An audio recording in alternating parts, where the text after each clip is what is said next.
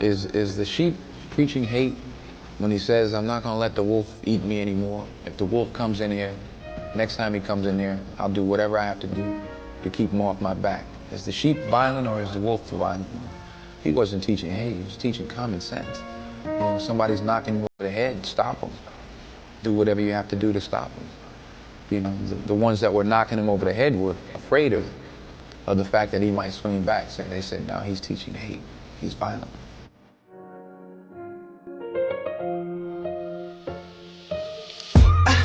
Black skin, white mask. Already know that life gets hard. And they say that we're used to the harshness. If it wasn't for the pain, I'd laugh. Truth is, we knew about light before dark. Turned music to art and taught everyone to dance. And still no chance. Freedom must be too much to ask. Bleeding from the ache in my heart. Sometimes I wish it was whites in the middle like France. No, I'm not racist, just jarred. Got hate before bush, not plants. They say we should leave it all in the past, but my brother's still dying on the end, so I can't. So if my attitude stinks, don't ask, cause a hashtag won't help you understand my stance. Fuck a melody, this is real rap if you ever see.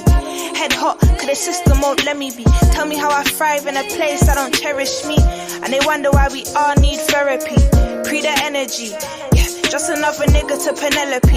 And they don't get it how we bottom of the barrel and still drip sauce on the world, no recipes. Weight of the world on my shoulders, all the pressures in life still tightly holding. We pour libation for all of the fallen soldiers, but the pain still goes unspoken. They want us to stay broken, never gonna fall, fuck folding. I see my people lost hope, shit, don't you know we all been chosen. We are oppressed, we are exploited, we are downtrodden, we are denied not only civil rights but even human rights. So the only way we're going to get some of this oppression and exploitation away from us or aside from us is come together against the common enemy. Forgive me if you don't understand. Sorry, I'm just misunderstood. Punished if I try to take a stand. Meanwhile, my friends dying in the hood. And you can say that we're killing ourselves, but truth is they're killing us still. How you saying Black Lives Matter, but never took a moment to help? Just a trend that you post for yourself. And yeah, it takes a toll on my health, cause I want wealth like everyone else. But it's 10 times harder for me. And they wonder why my brothers put food on a scale. Yeah, when I die I'll see heaven, that's real. Cause we already living in hell.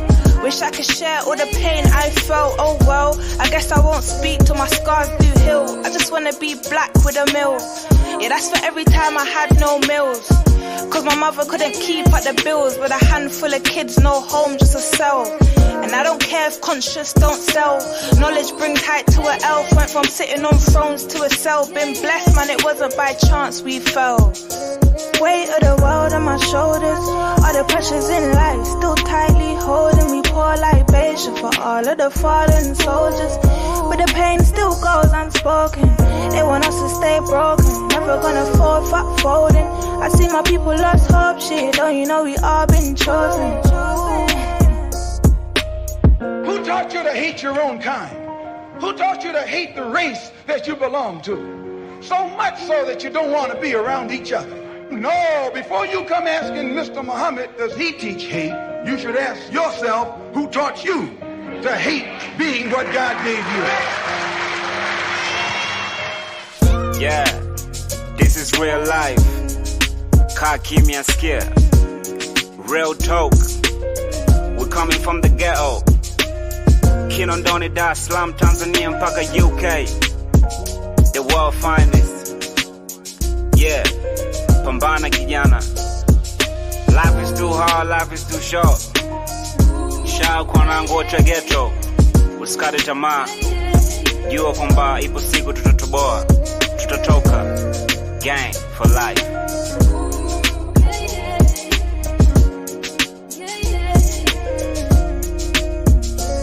I am the true name, true name.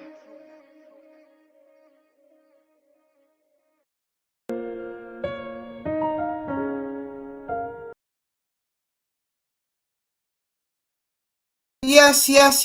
Blessed love, people. Blessed love.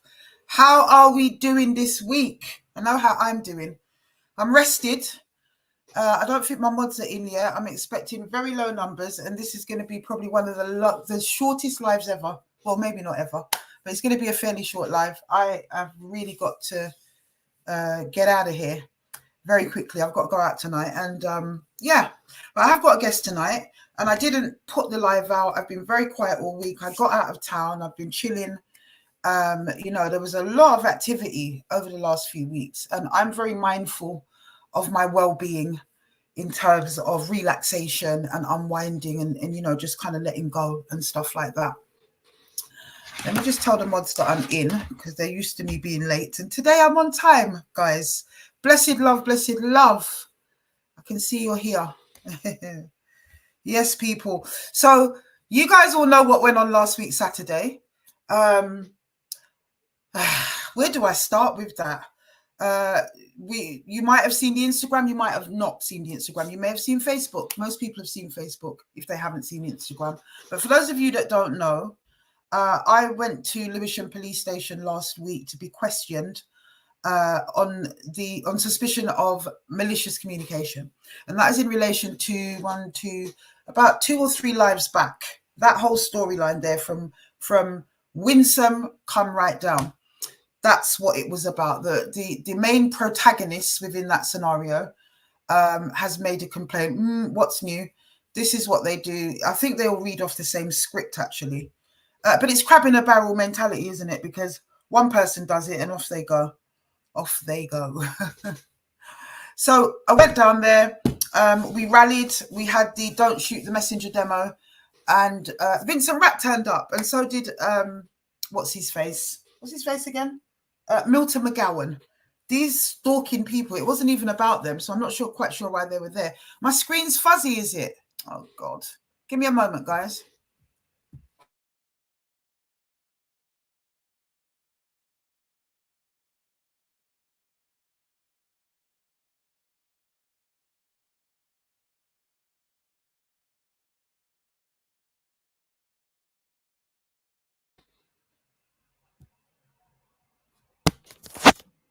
Right, is that any better, people?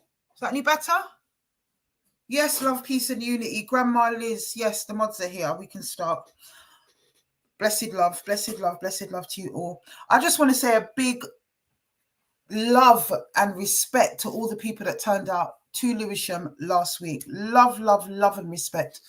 You know, all the names, Brown Sugarful, Brother Paul, you know, Sister Audrey. There were so many people that came out, and I want to say big love and respect to all of you guys, because you guys are the true core, you know. There were so many people that wanted to make it and couldn't. It was short notice. We know that. That's fine. We've got the 18th of October. I'm keeping it on the Friday now. Whatever happens, happens, and that's great. We've got the 18th of October in Windrush Square with the His Time Is Up March, but we'll talk a little bit about that later on. One of the brothers that did turn up as well was my comrade, Andrew Morris. And I've got him backstage tonight because something very... Anyway, we'll talk about it. I'll bring him straight on. Blessed love, my brother. How you doing? Greetings, Afua. I'm good. I'm really good. Thank you. Yes, so we're going to I'm going to show a little clip of the interview that Street Mike done with you outside Lewisham. And I think it gives people that haven't seen you before a little bit of an inkling about what you're about, and then we can move into it. All right? So, all right, okay. Bro? Yeah, that's cool. So I'm kind of running 2 stories parallel at the same time to save time. That's what I'm doing. I want to talk about Lewisham, but I also want to talk about what's happening for you. It's very exciting. And yeah, so I'm going to kind of run them parallel for a bit. Yeah, no worries. Yeah, that's love, cool. Hurricane Toya. Blessed love. Right, so we're going to have a little look at the live stream. I was filming live on Instagram, but it was just, you know, rough Instagram, nothing focused. But Street Mike was at the event for most of it, pretty much all of it, until he wasn't there when I came out, I don't think. But he was there for most of the event. And he's got a really clear, good shots, which I'm going to be putting up some shots of that around the space. So let's have a look at that, people, for those of you that don't know. And then we're going to talk about Vincent Rapp, and we're going to talk about Andy. All right, there's another. Okay, right. You're in the comments. I was saying there's another Andrew Morris. It's actually you, bro. Yeah. All right. All right. Give me a moment, guys.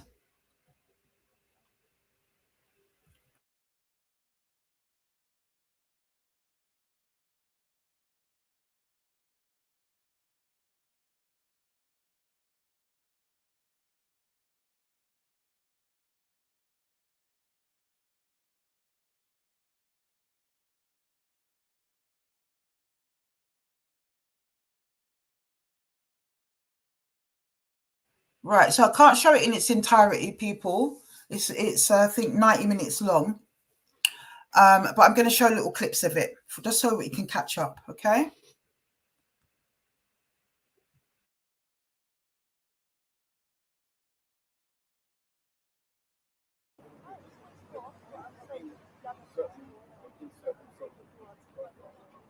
Good afternoon, all. My name is Wendell Daniel, and welcome to Street Night.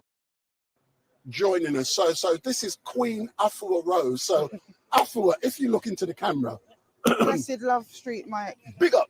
So, can you tell us more about today and why you are outside of Lewisham Police Station dressed like a queen? Street Mike, honestly. Blessed love, everyone. The reason we're out here today is because for 4 years we have been running the His Time Is Up campaign, which looks at historical sexual abuse in the Black community, the Windrush community that came to these shores, and as well as all the wonderful things that we brought, we also brought a very dark side, namely intergenerational abuse, incest, and paedophilia. So that's what we look at. We tell the untold stories. We give voices, we raise the voices of the unheard. But unfortunately, the police have failed to investigate these cases properly. They continue to do that. The stats bear out. And instead, they spend a lot of time and energy when the alleged perpetrators complain to them that I'm maliciously communicating with them or committing defamation. They're hauling me through the courts and bringing me in for questioning. So today, I will be questioned at 4 o'clock regarding a story that we uncovered about 3 weeks ago. And I'll be questioned about it because that person has made a complaint for malicious communication. What's going to be happening today is that some of the victims that we supported to tell their story 3 weeks ago will be arriving to give in their statements at the same time simultaneously that I'm going to be questioned. So that's why we're out here. We've had enough. It's really a case of shooting the messenger. And we're saying, do not shoot the messenger. Investigate these. At the very least, investigate these crimes. If it gets through to the CPS and we have a conviction, then great. But if it doesn't, at least we know there's been due process and there isn't this imbalance of going for the people that expose these things. And that's why we're here. But you are talking about historical sexual abuse within the Black community. For the most part, yes. That is something that is unheard of. Absolutely. Absolutely. For, you know, how many years we've been in bondage to this issue, Mike? Been in bondage to the issue. We've never spoken about it. We don't speak about it around our Christmas dinner tables, at our parties, at family gatherings. The perpetrator is usually a part of the family and allowed to continue to be a part of the family. Meanwhile, the children in that family who then grow into women, sometimes men, are traumatized and continue to be traumatized into the community. There is a really big knock-on effect between some of the things that we see playing out in the community now, i.e. black on black knife crime. All of this is a byproduct. These are the grandchildren and the great-grandchildren of the Windrush. There is trauma that is underpinning all of these actions, and that's what we're saying. We need to break the generational curses. And what kind of effect has your campaign over the last 4 years had on you personally? That's a good question. It's a great question, Mike. It's also a very deep question because it's had a huge effect personally, professionally, family-wise, spiritually. It's had a huge effect, and it's not a positive effect, to be fair. But that is the nature of the fight. You know, we've been fighting for millennia now for our freedom in various shapes or forms. This is another aspect of the fight for the liberation and the salvation of the Black nation, which is a cause that I've been dedicated to since I was 18 years old. I'm now 55. Not long. Ooh. So very long indeed. It's all a microcosm of the bigger problem. And that's what people need to understand. It's a microcosm of the bigger problem. That's the issue. I'm just dealing with the root causes, the trauma, the early childhood trauma that we've all been through. And if you want to put that on a bigger level, on a macro level, this is the trauma of the plantation. That's what this is. That's all we represent. Yes, we need to break those generational curses. Final question, and then you can do what you need to do. Then I'll catch up with you. But last night, I actually watched your live from start to finish. Yeah. And I was amazed. It was a short one. It was a short one, but it was focused. Yeah. And last night you had a young lady called up. You said you had been to Birmingham. Yes. And I believe you said she's going to be speaking today. Yes. And, tell us more about the people who contact you because they have a story to tell. Regular people in the Black community, mainly women. The majority are usually women of a particular age group, first generation Windrush. But we have young girls like the one that you heard, who's talking about things that are more current, that are still happening. So it's a mixed bag, really. It's a mixed bag of people across the community. Last week, we had a young man that wanted to tell us about the most appalling abuse that he suffered at the hands of his father. So we get guys too. And we want more men to speak out about their abuse. If we don't speak about it and bring it from the shadows into the light, it will remain. And we will see that cycle continuing generation after generation. So essentially what we're doing is breaking generational curses. Okay, Afua, I'll leave you alone for the time being, Mike. but I will be asking you deep questions.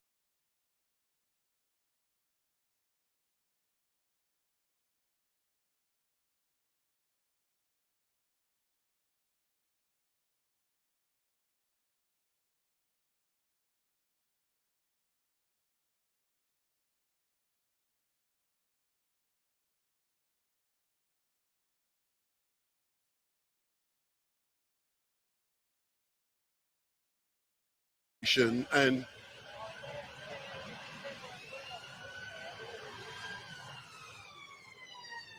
hey, Andy, don't be scared of me, man. Oh man, are we live streaming or are we recording? I don't video record. I never video record. So we're live. It's live. So Andy, can you introduce yourself to those who are watching? Oh boy, where do I start? So I'm Andrew Morris. I co-founded Taking the Initiative Party a million years ago, but I've been a bit of an activist in the community for quite some time. Right now I campaign around indeterminate prison sentences and that kind of stuff. Oh, so you're not very well known, is that what you're telling me? Not really, no. Oh, all right then.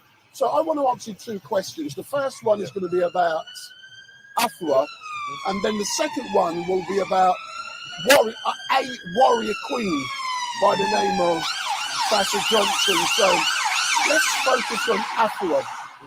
What is your assessment of exactly what has been happening with Afua over the last 4 years in trying to raise awareness about what has or hasn't happened within the Black community? So what's your assessment of what your... If I was to give you my full proper assessment, it would take longer than a public inquiry. But the reality is succinctly, the assessment is that, she raises issues that are or should be of concern to our community. She highlights, heinous acts that happen in our community, and effectively does sometimes the job of the police for them. This is somebody really that the police and the community need to be listening to in terms of the things that she highlights that need to change in our community. But just like I said to Afua, it's unprecedented hearing that within the Black... Is your camera able to pan across the road and zoom in? Yeah. With a long lens? We can do anything. We've got Vincent Rat across the road, hiding in the doorway of the boots. Across the road as he walked off. Yeah, he knows we've clocked him. What an idiot. So what's he wearing? He's got a blue tracksuit on with white stripes. He's walked off because he's clocked him. So we will. So keep an eye on. So go back to what was I saying? I've been assessment. Yeah. So tell me more about that assessment. Yeah. So Afua's been doing a lot of stuff, and it's funny because somebody that was very, I don't know, being very difficult, tried to raise me to the attention of Afua. So she looked into me. So I've been at the sharp end of Afua looking into stuff. And, you know, fortunately for me, she was able to prove that actually I've done nothing wrong to this individual. They were trying very manipulatively to manipulate Afua and the whole community. But, you know, that aside, I think that what Afua does, she raises things that should be of concern to all of us and puts a sharp focus on that. What is happening to her, she needs the support of the community. You know, but you know something, I've said it before, I'm going to repeat it again, but some people may cuss me, I don't give a beep, beep, beep. I see similarities, parallels between... I know exactly what you're going to say. Yeah, and I've said it before, between Afua Rose and Tommy Robinson, in regards to what Tommy has done in raising awareness about historical sexual grooming within a certain community. Yeah, but not all of the community are making that clear, just a part of that community. But he has suffered and lost a lot. But it's finally been acknowledged and recognized that he was telling the truth. And the government has accepted what's been said. They've conducted their own reviews and reports. And last year, a report was published which confirmed there were grooming gangs. So, excuse me, so in relations to what Afua has been raising, I believe in time, what she has been saying, and unusually I'm giving my opinion, yeah, there must be something behind what has been said, because, for example, a number of victims have come forward. The police have a duty to conduct proper and thorough investigations to establish the truth. And I believe in time that truth will come out. But do you also see parallel similarities between Afua's plight and Tommy's? You don't have to comment on that, but do you see similarities in regards to the... I can see where we might see similarities. I mean, I don't know Tommy Robinson, and I don't particularly follow anything he's about. But yeah, you know, in terms of what you've just said, I can see some similarities. But I think what I take it back to is, you know, the title of what Afua's Live is and what this day is called, Don't Shoot the Messenger.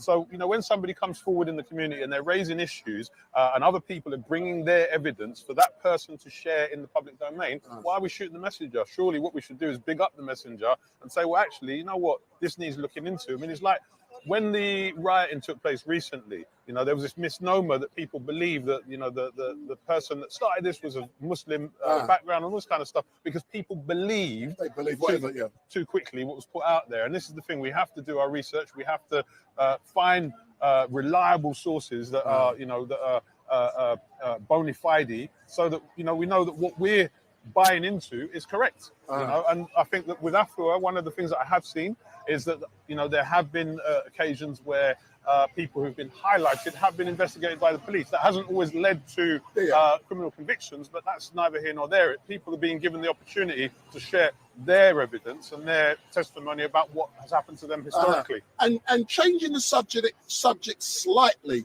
let's speak about someone who you and I have a mutual interest in, and that's Warrior Queen Sasha Johnson. Sasha was shot and seriously injured at 35 Concert Road 3 years ago. And since that horrific event, Sasha has made a miraculous recovery. And, you know, you've had the opportunity to see her, I believe. I've had the opportunity to see her, and I cannot believe the progress that's been made. Have you seen Sasha? And what was it like when you saw her? Wow. Well, the first time I saw her was really emotional. I mean, it's always emotional when I see her. I've seen her quite regularly over the last sort of 18 months or so. And she's in there, you know. Everything that I know about Sasha prior to the shooting is exactly the same today. You know, her sense of humor, her catalogue of memories in relation to all of the activism that she did, it's all there, you know, it's all there in very...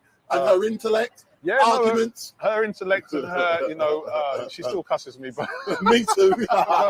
You know what? I love her dearly. She hasn't changed a bit. She really hasn't. Yeah. And I just give, I give thanks that she's still with us, because, it could have been so much worse. That's right. And one thing I was really shocked when she disclosed to me that she reads Harry Potter. Right, well, you're learning stuff that I didn't know, because I didn't even know that she read Harry Potter. She's reading Harry Potter. But Andy, all I can say is thank you very much for giving me this opportunity to engage with you. You always do. And I know, listen, you're out here, you're giving your time. You may have to go soon, just like what I will do. But at least we're putting in a presence and supporting a cause. And that's so important, man. So all I can say, sir, is thank you very much. And those of you who don't know this man, what was your professional relationship with Sasha prior to the 23rd of May?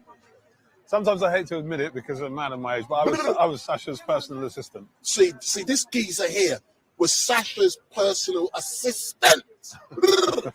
and one of the most amazing engagements I had with him and Sasha was when Sasha kept me waiting outside of the Houses of Parliament for about 2 hours for the ethnic disparity report. True or not? I remember it very well. I remember it very well. And I'm so glad I waited. Yeah, no, you know what? I drove her that day, and she insisted that I, try and get her there as quickly as I possibly could. But anyone who knows Sasha knows that she never turns up to anything on time. Say no more. So, Andy, thank you very much. I'm going to engage with a few more people and try and get there. Sir, can...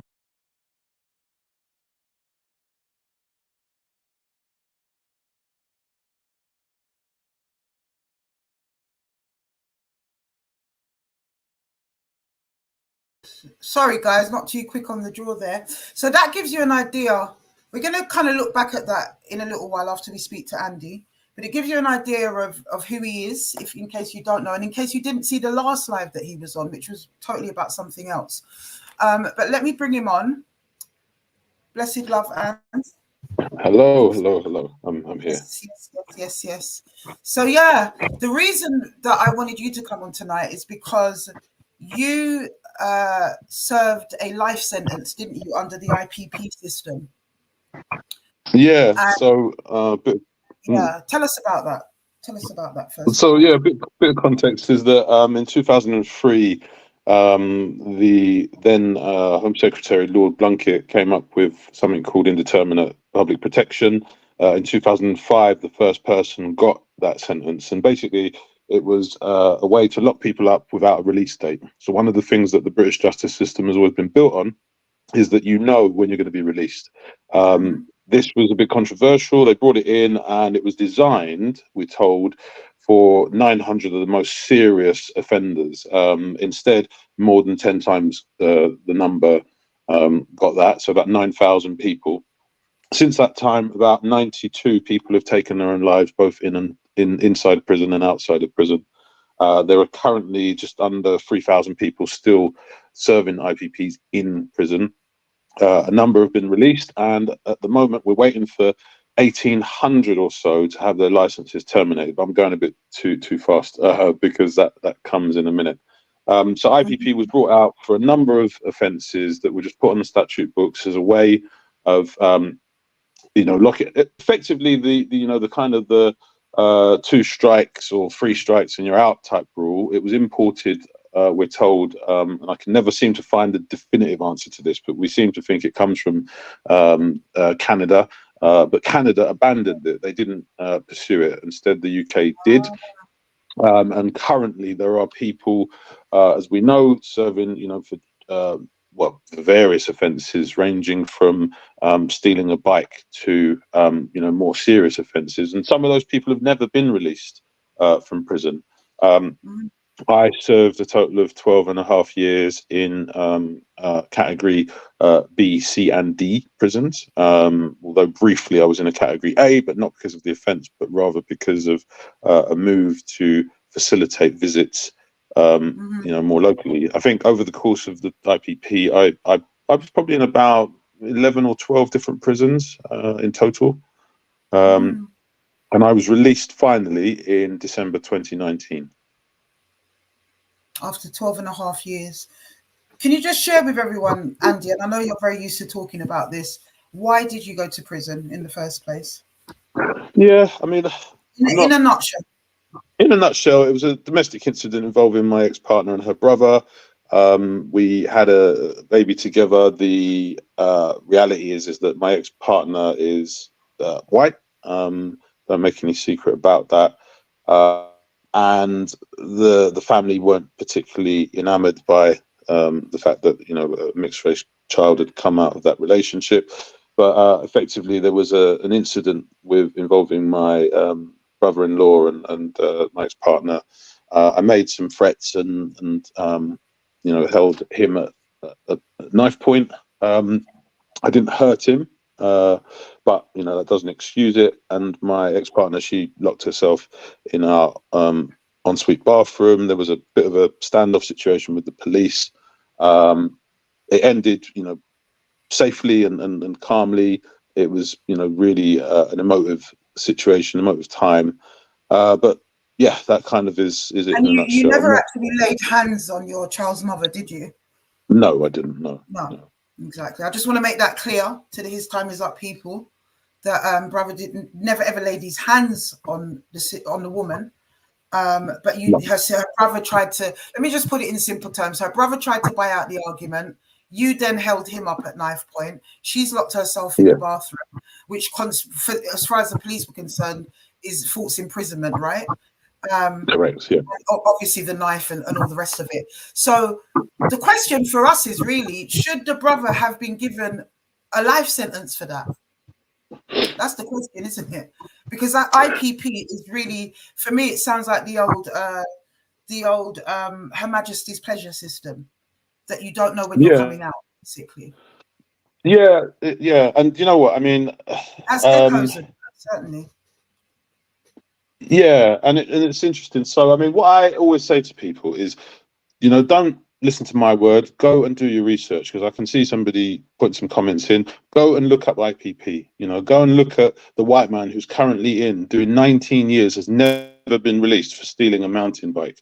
Go and look at the person who held somebody up for a cigarette, a traveller man who has been in category B prison for a similar period of time. Go and look at Tommy Nicol, who took his life after 3.5 years in HMP the Mount. Go and look at all those cases, and then come back and tell me that, you know, that you don't believe what I'm saying. You know, I'm not proud of, you know, what happened, and I think one of the things I'm very, very clear about is that prison was inevitable and deserved, but I just don't agree with the period of time. Yeah. And I concur with that, to be fair. You know, you and I have known each other for a number of years now. I think you said it in the Street Mic interview that the way that we it wasn't the way we got introduced to each other, actually. It wasn't. But you've been on the nub end of me trying to investigate things, even about you, because I was contacted around the time I met you through a different way and a different source. I was contacted by an ex-partner of yours who's pretty much been terrorizing you over your sentence and putting out false information about the actual offense, you know. And I did look into it. I dug down, and you and I had lots of long conversations, didn't we, Andy? We sure did, yeah, over a long period of time. Yeah, right, exactly. And you know, my conclusion is the brother is absolutely telling the truth about his offense. It's very transparent. You're a civil servant now, aren't you, my brother? I don't know if you I am. Yeah, I mean, so I'm still a civil servant, but I'm not in the role that I was in. So while I was still in custody, I was recruited to the Ministry of Justice, and I went to work at the Ministry of Justice for 4 years, where I was involved in investigating complaints about people in custody. So people in prisons, in immigration removal centres, in young offenders institutes, that kind of thing. But also, for a while, I was the communications person, so kind of putting out the internal and external comms on behalf of that organisation, which is an organisation called the Prison and Probation Ombudsman. It's out there, it's in the public domain. The former ombudsman, who is now retired, she wrote an article about being very proud to have me and a couple of other people with lived experience, as we call it, you know, amongst their you know, their number. I wouldn't say ranks, because that sounds like police, and I certainly wasn't. You know, it wasn't feds, but you know, I was really determined, because you know, I don't want to get too away from it. But a guy came in one day to an open prison I was in and just said, look, there are some opportunities for people to be employed gainfully in roles that wouldn't usually be accessible to people like you. And when he said that it wasn't open to life, it wasn't open to that, I just said, look, mate, don't tell me what I could have won. You know, what can I do about this? So I applied with the support of the governor. 10 people were interviewed and I was offered the job, and I started there in January 2020, just before we went into lockdown, and I only left there last year. But still in that kind of world, and just trying to rebuild life, because mistakes have been made. Again, not proud of the reason that I went to prison, but IPP. And the other thing, just while I'm thinking about it, because somebody was writing something in the comments, go and look up Lord Blunkett. Go and look up what he says about IPP, because he was the one that designed it. And you come back and tell us what he says about the IPP that he was the architect of, and then maybe you might cut me a break. I haven't seen that comment. I don't always see them. They just go so quickly sometimes, and I'm concentrating on other things. I'll have a look afterwards. Yeah, I've had a few DMs this week as well, and I do believe it's from your hapless ex, or somebody connected to her, or somebody who's fed on her misinformation, because it was from a fake account, 0 posts, 0 followers, and it simply said, "You are effing Andy Morris." Oh wow! Right? And I just thought, oh my God, I'm not even going to grace this with an answer. I just blocked them. But I want to put it out there to everybody. This is my comrade. This is the former personal assistant of Sasha Johnson. This is an activist. This is a man of high standing. This is a man who has a beautiful, beautiful wife, partner.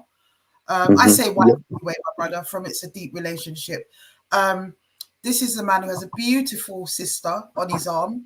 And I love her very much. You guys moved together. And I've met her a few times. She's a lovely girl, lovely woman. And I too have my man as well. So can you not just stop it, please? It's so disgraceful, brother, especially with the issues that we're dealing with, And there is an overlap. There's a kind of segue happening, I think, a little bit with what you do and what I do, in the sense that I believe that IPP should be reserved for paedophiles. Let's bring it back.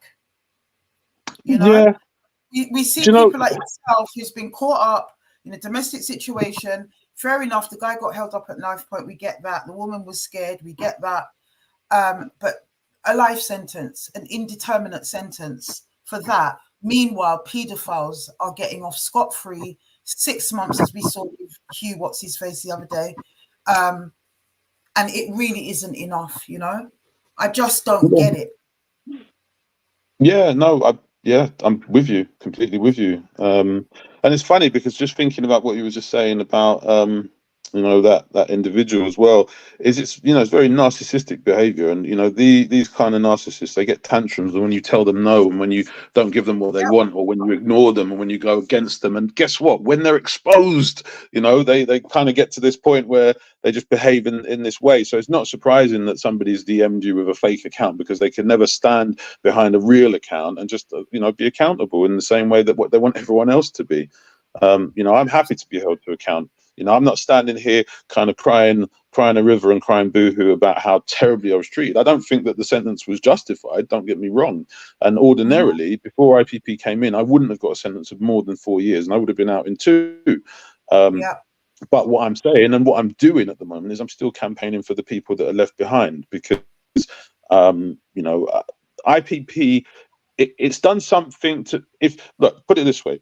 The 92 plus people, because I think there's another one recently, but I'm looking into that, who've taken their lives both inside and outside. That's got to tell you something. That when you get out of prison, that you take your own life after the experience that you've had in a situation where you don't know when you're going to be released. You don't know anything. And you have people. I had a probation officer in a prison asking me to define something, and when I couldn't define it, she went onto the internet and brought the internet piece of paper with her, printed out, and said, look, this is a kind of a definition I found. And I said, but hang on a minute, if you were expecting me to define it but yet you couldn't, how were you expecting me to do that?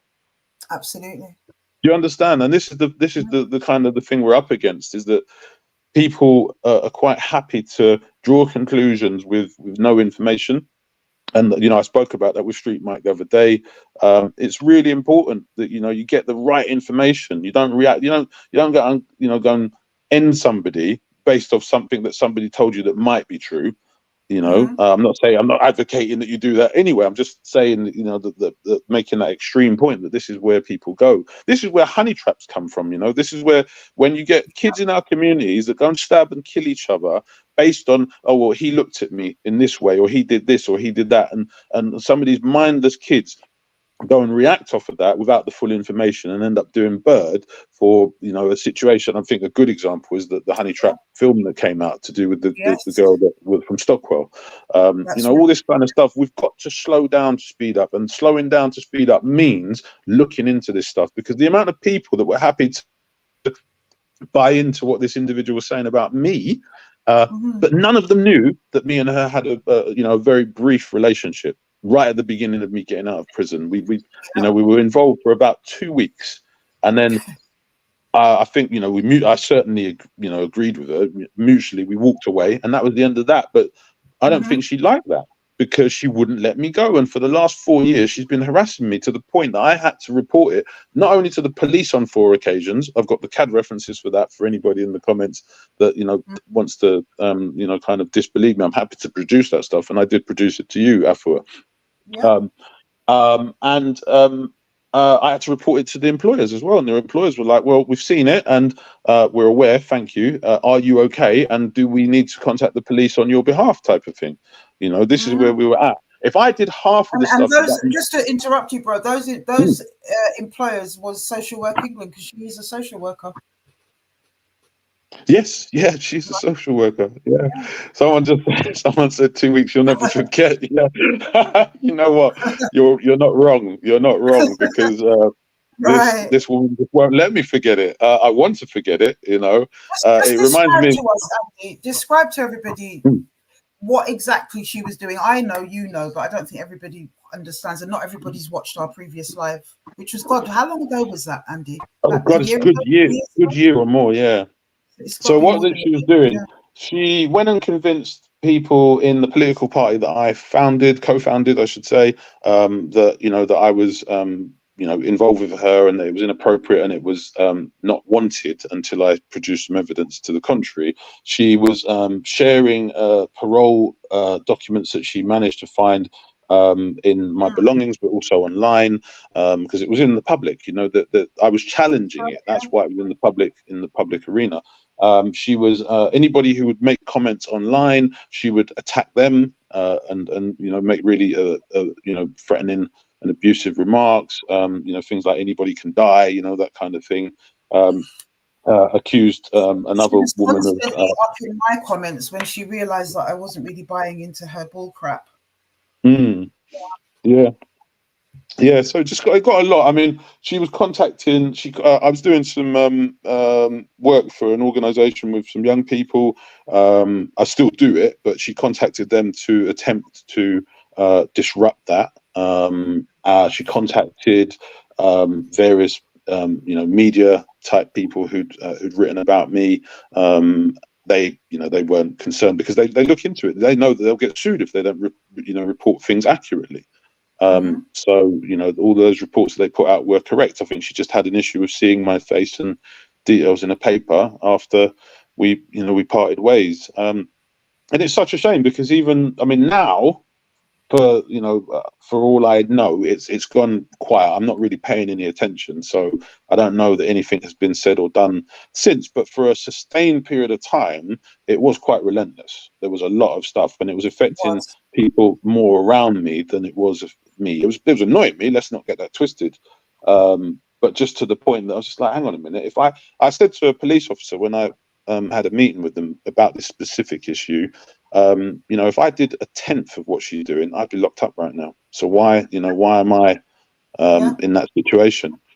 And they agreed. At the moment, it's still, I believe there's some investigation going on. I mean, it probably won't amount to very much, because if it was going to, she'd be in a police station being spoken to.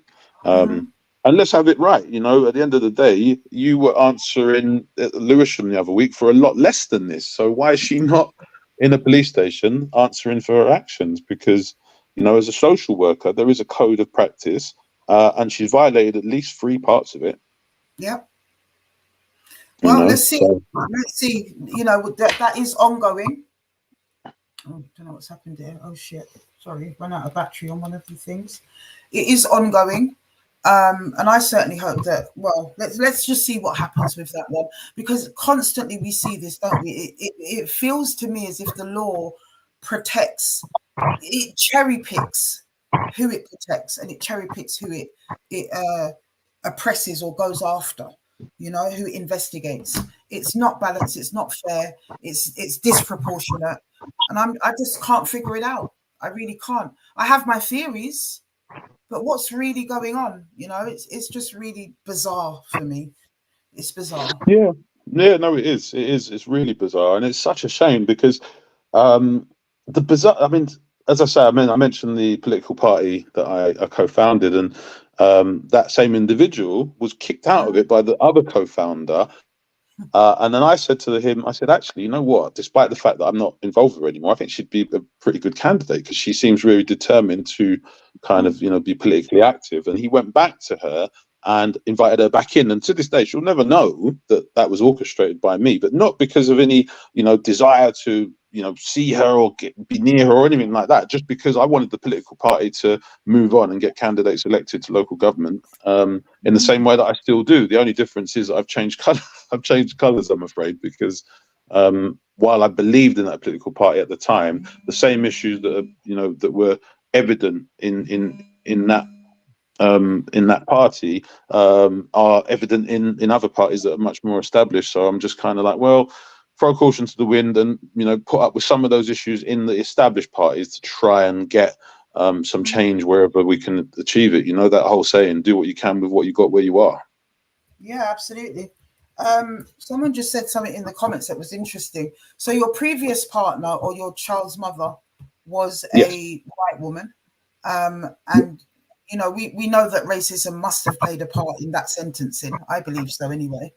And then somebody else was asking if your stalker is white. No, but she's mixed race though, isn't she? So I'm wondering personally if that has anything to do with the fact that they're not pursuing her, you know?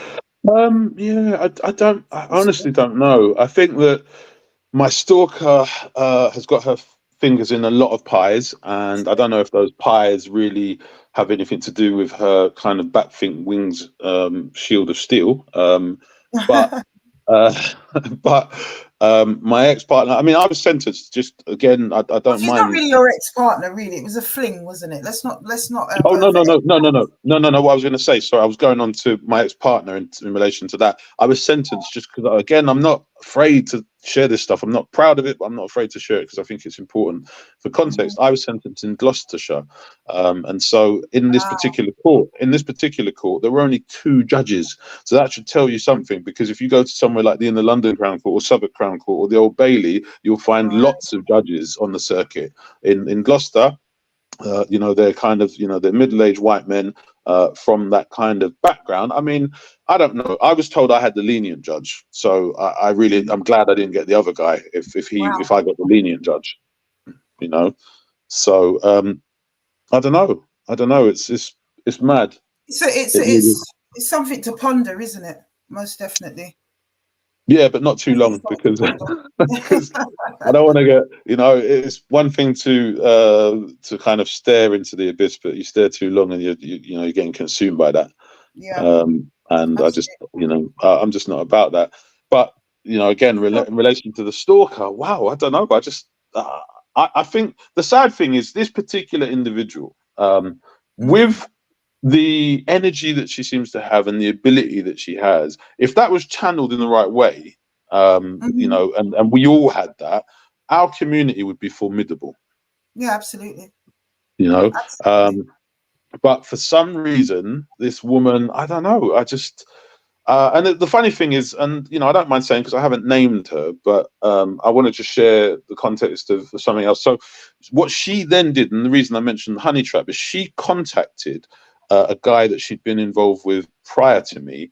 And as she, when she did that, she didn't know that I knew him. When we were together, she was talking about this guy, and she was talking, she was being a bit disrespectful. And when she said something that resonated with me, I was like, hang on a minute, I know who you're on about. And then we parted ways. She then contacted this individual who rang me up and just said to me, look, what's happened? And I just said, bro, and she tried to set something up, and I just laid it out for him. He was like, oh, it makes sense. He said, and he told me something that happened the week before, which I won't repeat because it's not necessary, but I can leave it to people's imagination. They were involved literally the week before. And then, yeah, and then he shared some other stuff. And then I just thought, you know what, actually, I've dodged a bullet in that sense, because she seemed nice. I kind of got a bit too involved too quickly, because I really, and this is why, what I've got today, it doesn't even come close, to what I've got today. And what I should have done with hindsight is given it a few months to kind of see where things might have gone. But yeah, 2 weeks, and yeah, I'm just glad that it's moved on. But well, I don't. Things happen for a reason, Andy, and giving it a few months probably would have got you a lot more hurt and a lot deeper. Do you know what I mean? Maybe she wouldn't have gone quiet now. It would still be going on. It'd be more intense, I think, is the point I'm making. Yeah, possibly.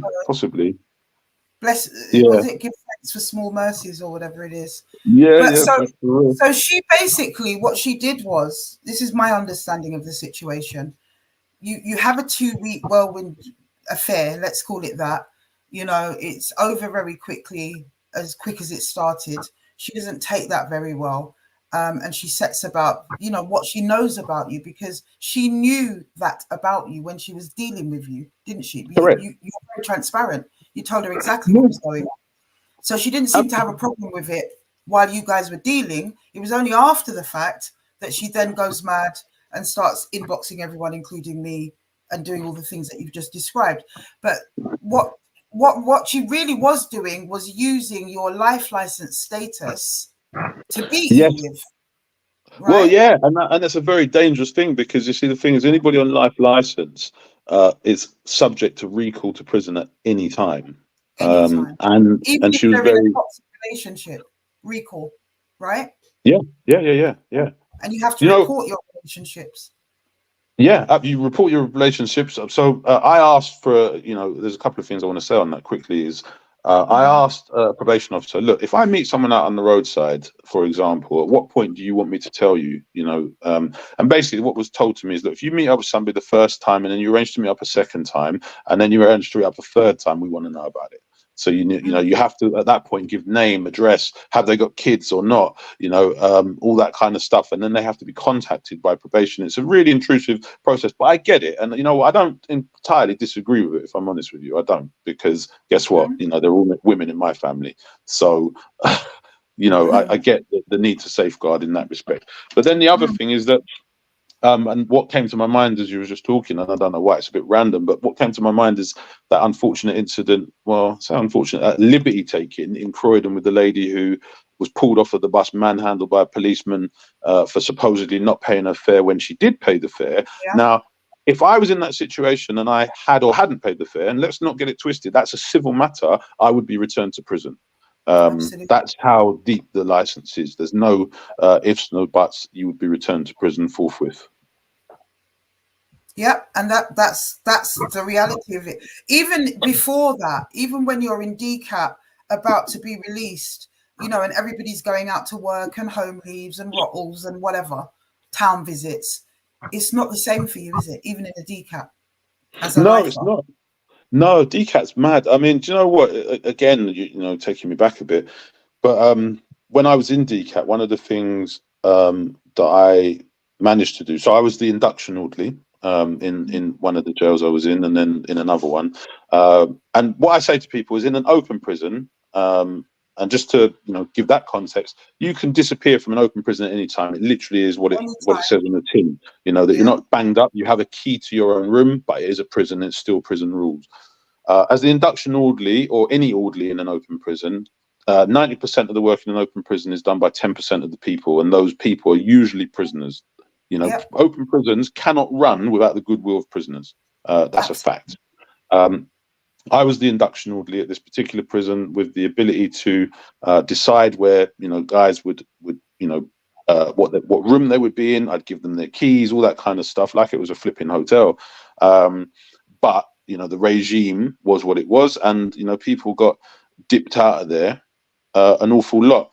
But when I came to work out in the community, I went to work for a well-known advice and guidance charity, giving advice to members of the public. Yet my license and my continued detention was on the basis that I, as well as every other IPP, was deemed to be a risk to the public. And I'm just like, hang on a minute, make this make sense. How am I a risk to the public if I'm advising those same members of the public on a daily basis? That don't make sense to me.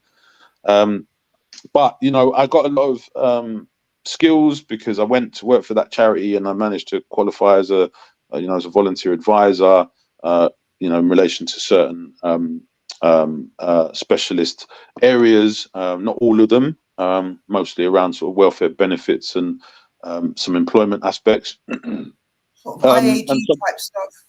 Exactly, yeah, exactly that, and it was really useful. And to go and do the IAG level 3, you know, was a good thing.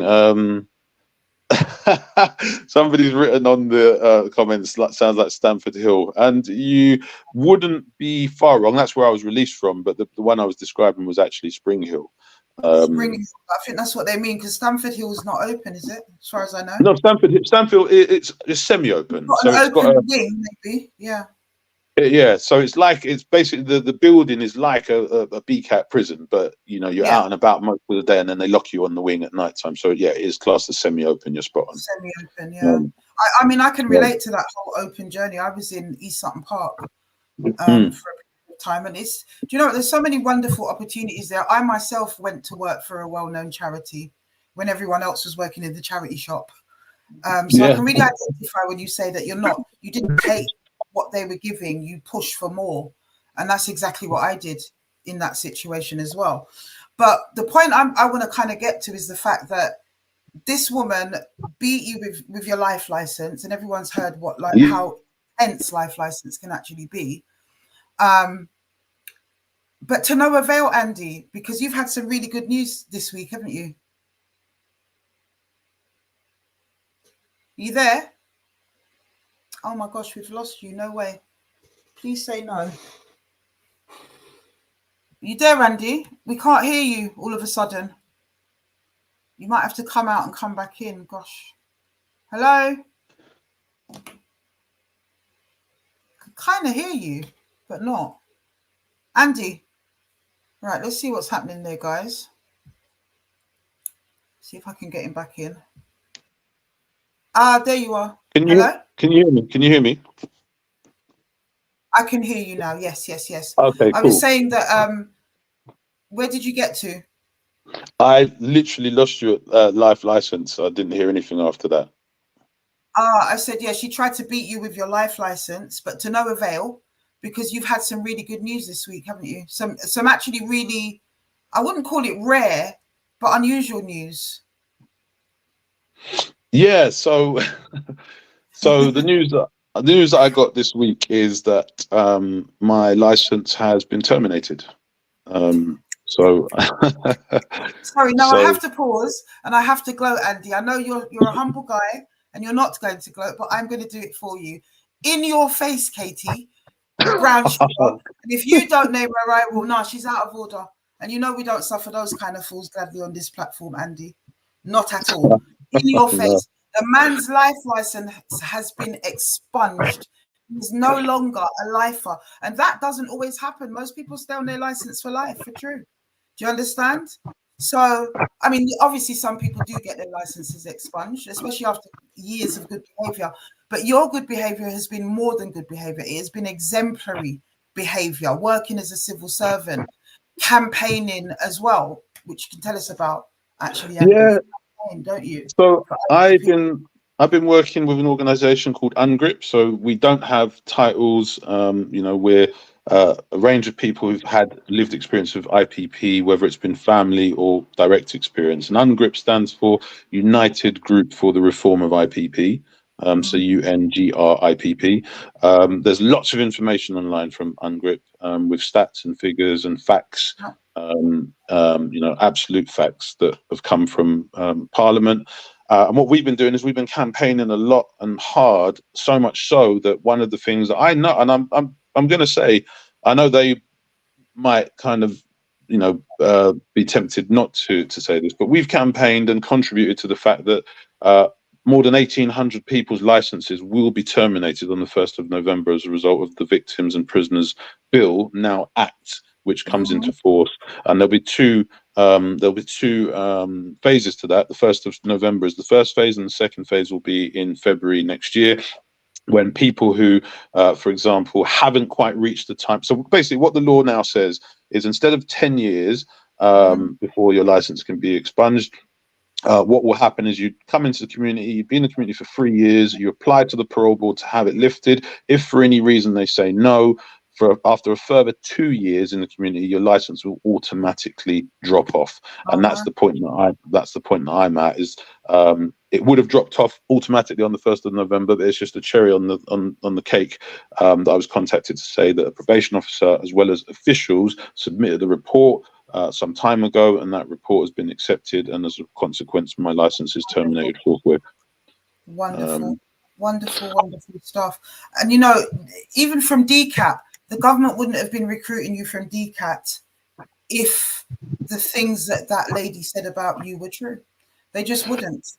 No, because there are still things as that person would have us believe. If you were as high risk, it wouldn't happen. If you were a dangerous murderer, you would not get that position, no matter how well you behaved. Brother. The really bizarre thing was that she went to a particular individual. I know you're probably going to name him too, but anyway, she went to this individual and said, "I heard that he was only a volunteer." I'm like, "Volunteer where? The Ministry of Justice? Who does that?" So my payslip every month that comes from the Ministry of Justice is a nonsense. I'm making that up, aren't I? And I'm putting the money in my own account. And on life license, telling lies on the Ministry of Justice, that wouldn't be smart, would it? That would be stupid. That would just be stupid. That'd be like impersonating a copper. Who does that? Exactly. Who'd want to do that? The bottom line is that if anybody hears anything, and they'll probably come out tomorrow with their nastiness, who knows? It's all a lie, and brother's got the receipts, and so does the government. And he's no longer a lifer. That really needs to go out there. You are no longer a lifer. It's fantastic news. Brother. Yeah, thank you so much. It's great. I think one of the wonderful things about it is that I can travel, without having to ask for permission. And recently, my partner and I, we went away, had a really fantastic time, and preparation supported that, so that was fine. But the logistics of having to get permission from them, get time off of work, and then coordinate it was really a pain. So now, it's all on us really. So in future, if we want to kind of find a destination and jump on a plane, we can do that without having to say to probation, "Look, can we do this?" Which is, I don't have an issue, but it would be nice to just have that now no longer there, because like normal people. Yeah, exactly. I think my other half is more excited than I am, but I am excited. I'm really grateful, because this was a long time coming. And I'll be honest with you, you know what? It's fine to share the joy, but sometimes it's good to share the pain too. While I was inside, I considered suicide. I never hide from that. So I'm quite grateful to be here. I'm grateful to be sat here talking to you now, because there are lots of other people that aren't here. And one of them was my neighbor. So, I've got lived experience of that, and I predicted it because I went to authorities to warn them. I said, "Look, I'm concerned for him, and I don't come to you easy because I don't do that stuff." And, about a week after I said it, he took his life in custody on the 10th of February 2010. And, that is etched in my mind. And it's just so sad, because I think he could have been saved. But, I say that to say that, I'm sat here for people like him. And I almost feel like getting a T-shirt saying I survived IPP. The only reason I wouldn't do it is because it'd probably be insensitive to those people who haven't, their families. But that's kind of where I'm at. I'm very. Well, I just think that IPP at some stage is probably going to have to pay compensation to those families of those that took their lives. Well, it's funny because that's the next thing that's on my agenda. I mean, I haven't got loads and loads of energy. I'm just trying to, do my work and just that saying at Carnival, drink my water and mind my business. That's Yes. kind of where that's where I'm at. But what I want to do, I think compensation, as you say, it should be on the agenda. But the other thing I want to be on the agenda, even though there's a bit of resistance at the moment, is resentencing, because there are lots of people who are still in whose mental health has been destroyed because of IPP, and now they've been in for so long, never released, that there's fears, I think, about releasing them, because if they were released, there's no telling what they may do. And I get that, but that's IPP has done that to them, and I think that's really tragic. It's unfair, and it's inhumane. It needs to be addressed at a governmental level. I feel like there are a slight inroads. You've certainly made great inroads with your campaigning. There's a lot more to be done, isn't there? A lot more. Yeah, there is. There's a lot. And I wherever I go, I talk to anyone who will listen, really, just to share about. Because the thing is, I have families and loved ones who contact me on social media, not quite in the same way people come to you, but most of the time it will be things like, can you give me advice about this? Or, my son's going through this, and, what about going to this prison?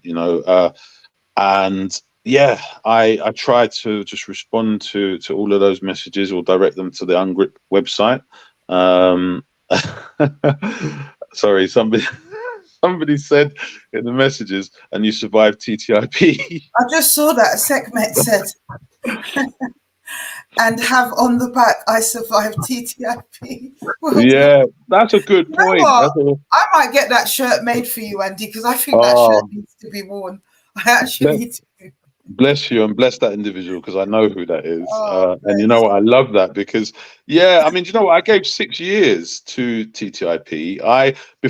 This is the thing that annoys me about Katie, since we've named her now, is that she came to an organization that I co-founded and behaved like I was some Johnny come lately. But the reality is before anybody heard of TTIP, I was sat in a prison cell writing the manifesto and writing up the documents to register TTIP, because you can't just rock up and say, right, we've got a political party. It's all registered and moderated and kind of governed by the Electoral Commission, because there are offences that can be committed under electoral law. So I sat there and slaved away on that, and sadly, the person that I co-founded it with, I don't know, he just kind of changed. He switched up on me after knowing that particular individual for nearly 30 years. I was just really ripped you off, totally plagiarized, and took your whole idea. And if you wrote that from your cell, I remember writing a whole 12-week workshop for What This Baby Father from a prison cell, because he couldn't do it himself, and I did it for him. And that was by hand. I had cramp, because you don't get a computer in your prison cell. You would have done that by hand, Andy. Yeah, no, I did. There it is. I know what that's hand, and I did it by hand, and I took it out on ROTL, ROTL, ROTL, and it stands for Release on Temporary License. They released to the layperson, and then I typed stuff up when I was out on ROTL, because we needed to get it done. And I mean, in total, I think it's about 36 pages that were published from this manifesto. I've still got an old copy of the final finished product, because I didn't have the pockets to be able to pay for it to be produced like that. But I slaved over writing it, and was repaid in a really strange way. And this is why I'm just so, I don't know. I'm just happy to drink my water and mind my business. Let me leave it at that. Exactly. Wonderful stuff. And I think that you are a person in the community that we need to support, and we need to follow and champion. I really, really do. And it's the usual stuff, isn't it? It's always the charlatans that take the place that doesn't belong to them, and the real people stay on the periphery, fighting the real fight, Andy. And we're quite happy to be there too. I know you are. Drink your water and mind your business. I like that one. Definitely. All right, and thank you for that. Listen, thank you. I'm no doubt you're going to be here again. I know you are. Tell everyone where they can find you. Like, if people want to follow you, like follow the journey, support the cause. Yeah, I'm on LinkedIn. It's my name, Andrew Morris, and On Instagram, it's meet.andrew.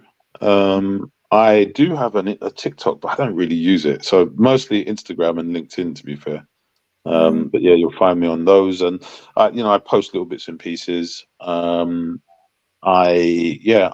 recently been appointed to the board of the Howard League. So you'll see me Nice. on their website. My Nice, term nice. is for up to 3-year term, and they do some really valuable work. We've got some great Yes, they staff there, campaigning and championing less prison and more effective kind of punishments in the community for all, rather than just one particular demographic.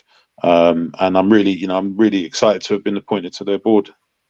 And again, that hasn't happened because I've fallen out of the sky and inveigled my way in there. It's happened because they know my background, they know where I'm from, and they know the offence. They know everything. There's nothing that's hidden. I don't know why this woman seemed to think that I was in places, like I was some kind of Jimmy Savile or something. I mean, I don't know what that's all about. I've got my DBS, which I quite happily share with anybody, really. There's about 6 offences on it, and none of them are wrong offences. If I can put it that way, because I'm just being blunt about it, because it's just frustrating, this whole experience. But it's nice now to just feel like, I can breathe now. I'm actually free. I'm Django Unchained for real. I like it. Django Unchained. That's the one every time. Yeah. And let's take up a proverbial whip and whip the naysayers and the masters, slave masters, and whoever else. Take your power, brother. That's what Yeah, man. Listen, stay with me. I'm just going to share with everybody, because you were there at the police station when Vincent Ratt showed up and made himself known. Let's just call it that. And I'm just going to share it before we finish, because I do want to finish now. I'm sorry to cut you short, and I'm sorry to cut everyone short, but I do have to go. But I do want to share with everyone, and we'll have a quick little discussion about that and then end. Is that okay with you, brother? Yeah, no, that's fine. Perfectly fine. All right. So we're going to have a look at when Vincent Ratt turned up at the police station in Lewisham. I'm the little guy. 1 second, guys.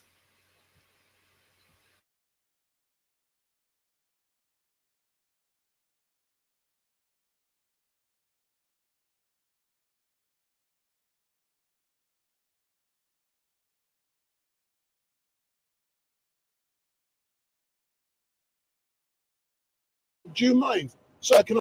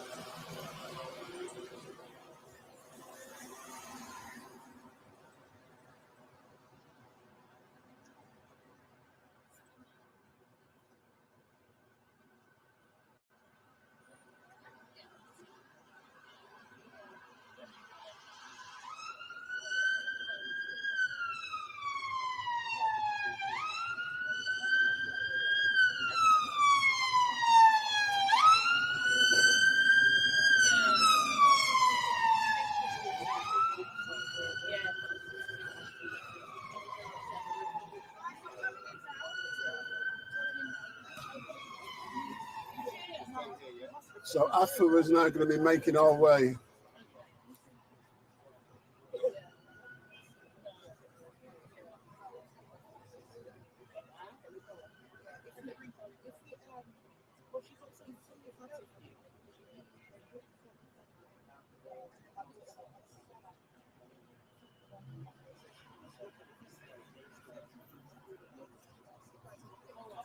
Wait, does she want me to show her face? Yeah, please. Yeah. And you're going to be here when I get out. I'm waiting out. I got a long day. You've got to see the come out. Yeah, you got to see the come out. Yeah. I can't be here. I've got other things to do. See you in a bit. Excuse me. Sorry.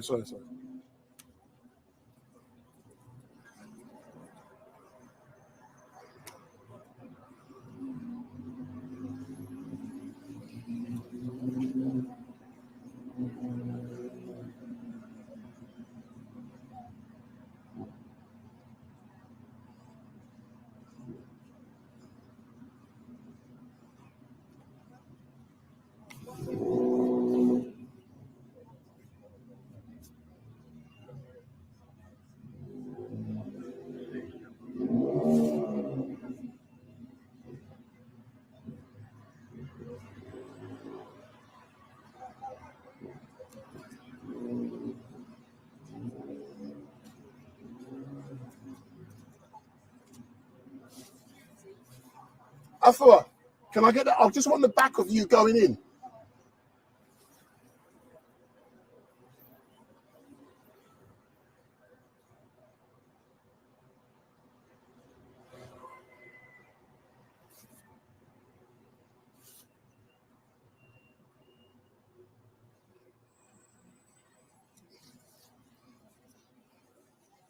Andy!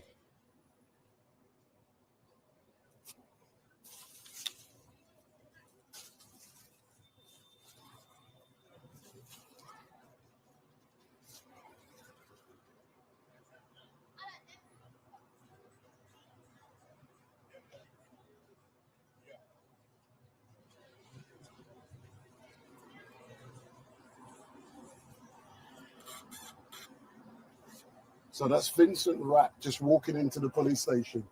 So that's Vincent Rapp just walking into the police station directly behind Afua Rose. So that was Vincent Rapp walking into the police station directly behind Afua Rose.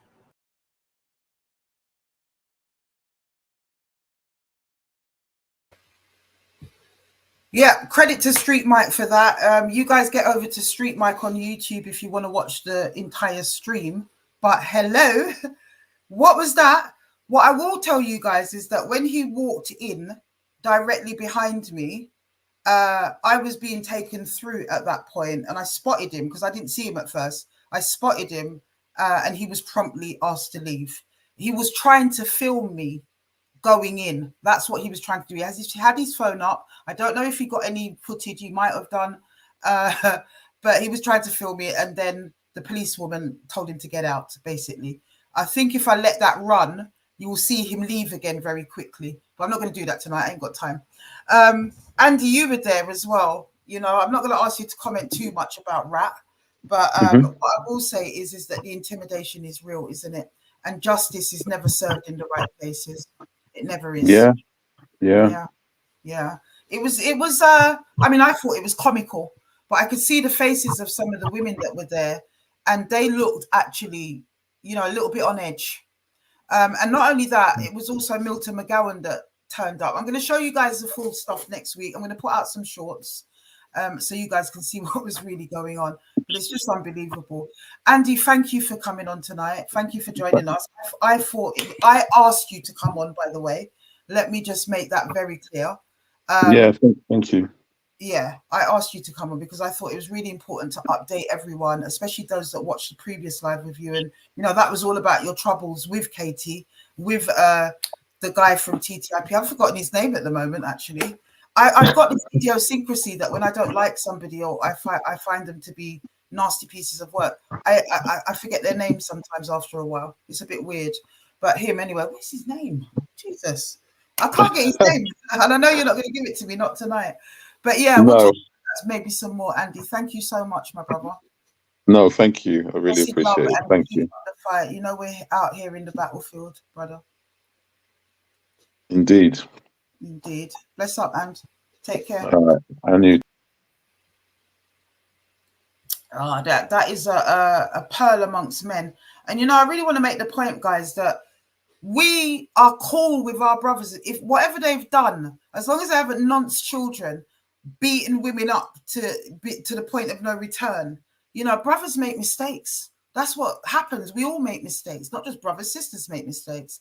But we will always support a brother like Brother Andrew Morris, because not only has he done his base, he's done his time, but he has truly, truly, truly atoned for whatever mistakes that he has made. And that is all we ask from a lot of our brothers, and even some of the perpetrators, you know, the lower level ones. We say, come on, come to the throne of mercy. We'll work with you, but they never do. Instead, they do what they do. Brothers and sisters, I'm going to have to run. I know it's short. I know it's impromptu. We usually talk a lot more, but tonight I really, really got to go. And yeah, the march, let me just plug that. I'm going to be pushing it from tomorrow, in the coming weeks. It's going to be all about the march. I've got some stories that I could have brought out tonight, but I didn't have time for it. And possibly next week, but really I want to push the march. I want to push it old school like we did in 2021. I want to fundraise for it. If it happens, it happens. If it doesn't, it doesn't. I couldn't give a toss about what the trolls say about asking people for money. We have that event that marks survivors in this country, black survivors in this country, and there's no other event like it. I pay for it out of my own pocket, and there's no reason why I should not fundraise for that. You know, we are a community. So my brothers and sisters, blessed love. Whatever you're doing this weekend, do it well, and I hope you enjoy it and enjoy the people that you do it with. Blessed love, my people. Blessed love.